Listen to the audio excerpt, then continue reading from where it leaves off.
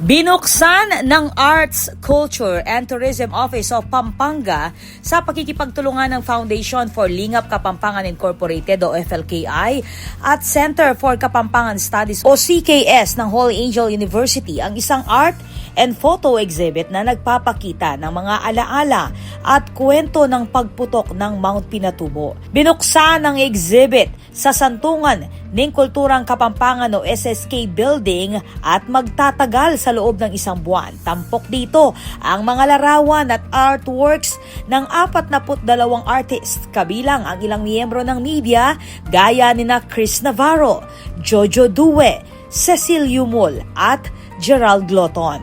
Ipinapakita sa exhibit ang pinsala, pagbangon at katatagan ng mga Kapampangan matapos ang pagputok ng bulkan noong 1991. Dumalo sa pagbubukas ng exhibit sina Pampanga Board Members Cherry Manalo, Dr. Kay Nagit, Sajid Yusof, at nandito rin si Bacolor Mayor Di Mandato kasama ang mga kinatawan ng Provincial Capital, FLKI at CKS.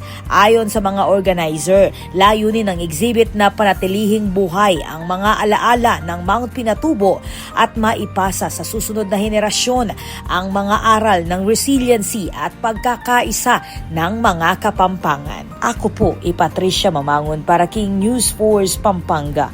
Balitang tutuking Balen, susuyo.